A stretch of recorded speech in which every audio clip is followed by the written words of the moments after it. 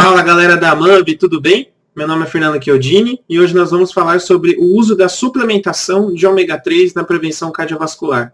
Um assunto de dúvida às vezes entre médicos e pacientes, e hoje nós vamos falar sobre seus reais benefícios e evidências.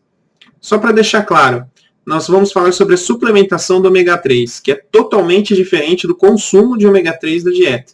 Já é bem estabelecido que nós temos que ter 2 refeições, pelo menos, à base de peixe por semana para reduzir o risco cardiovascular, principalmente naqueles pacientes de alto risco cardiovascular. Grosseiramente, podemos dividir o ômega 3 em 2 tipos: os de origem vegetal, representado pelo ácido alfa-linoleico, e os de origem marinha, representado pelo DHA e o EPA. Previamente, já tivemos alguns estudos sobre a suplementação de ômega 3 de origem vegetal com ácido alfa-linoleico para a prevenção cardiovascular. Já tivemos o estudo alfa-ômega e já tivemos algumas meta-análises. Todos esses estudos não mostraram benefício para a prevenção de risco cardiovascular, tanto primário como secundário. Então, hoje nós vamos focar sobre os estudos de suplementação de ômega 3 de origem marinha, que é o DHA e o EPA. Quais são as evidências nesse cenário? Primeiramente, tivemos o estudo VITAL, que foi um ensaio clínico randomizado de 25.800 pacientes que avaliaram a suplementação de EPA e DHA na prevenção primária. Não houve diferença significativa no desfecho composto de infarto agudo do miocárdio, acidente vascular cerebral ou morte cardiovascular. Em seguida, tivemos o estudo ASCEND, que também avaliou a suplementação de EPA e DHA na prevenção primária, e esse estudo também não encontrou benefício na sua suplementação. Mas, no estudo REDUCED, que foi um ensaio clínico multicêntrico duplo cego, eles quiseram avaliar o benefício da suplementação do EPA em doses elevadas, de 2 gramas por dia, somente naqueles pacientes de alto risco cardiovascular. E houve um benefício cardiovascular significativo, com uma redução de risco absoluto de em torno de 5%, com um número necessário para tratar de 22, que seria um NNT relativamente bom. Só que temos que ter cuidado com essa informação. No Brasil, os suplementos vendidos têm pouca quantidade de EPA, em torno geralmente de 1 grama. E esses suplementos geralmente são associados a outros óleos, que geralmente aumentam o LDL e acrescentam risco cardiovascular. Então, muito cuidado na hora de prescrever esses suplementos, principalmente aqui no Brasil. Em seguida, ao estudo REDUCED, nós tivemos uma meta-análise aqui representada na referência número 6, de 10 estudos com 77.900 pacientes, que também avaliou o uso de EPA e DHA, tanto na prevenção primária e secundária, e essa meta-análise não houve benefício de sua suplementação.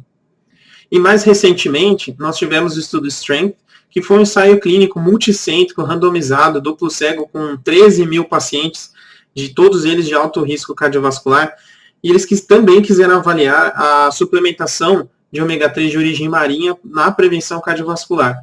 E não houve diferença significativa na redução de risco de eventos futuros. Concluindo, então, o uso do ômega 3 na prevenção cardiovascular ainda é um tema muito nebuloso. Mais estudos são necessários para a gente comprovar realmente o seu real benefício, principalmente estudos que mostram a nossa população brasileira. E qual seria o papel do ômega 3 para o tratamento do perfil lipídico? Só relembrando que o EPA e DHA, em altas doses de 4 a 6 gramas por dia, elas reduzem os níveis de triglicerídeos de 25% a 30%, aumentam o HDL de 1 a 3%, e muito cuidado porque elas também aumentam o LDL de 5 a 10%. Nós costumamos usar em casos raros de hipertrigliceridemia, em casos refratários a modificações de estilo de vida ou uso de fibratos. E quais são as evidências do uso do ômega 3 na insuficiência cardíaca? Nós temos aqui o GC Heart Failure, que foi um ensaio clínico randomizado que avaliou a suplementação de 1 grama de DHA e EPA nos pacientes com insuficiência cardíaca sintomática. Esse estudo encontrou uma menor taxa de mortalidade no grupo de suplementação do ômega 3, com a tensão de intervalo de confiança quase chegando a 1, e o NNT de 56, o número necessário para tratar de 56. E houve também menor incidência do desfecho primário, que foi tempo para morte ou internação hospitalar por causas cardiovasculares no grupo do ômega 3. Também um intervalo de confiança tendendo a 1, com NNT de 44. Esses dados precisam ser confirmados com novos estudos.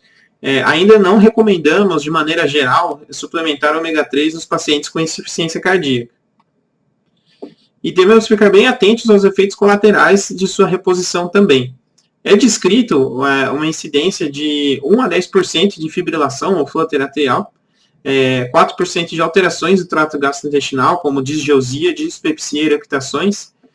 Ficar muito atento ao aumento do LDL, principalmente nos pacientes de alto risco cardiovascular, e raramente é descrito reações alérgicas. Deixamos aqui abaixo a referência e leitura sugerida de alguns estudos sobre o tema. Espero que essa aula tenha sido útil para a prática clínica de vocês. Muito obrigado e até mais.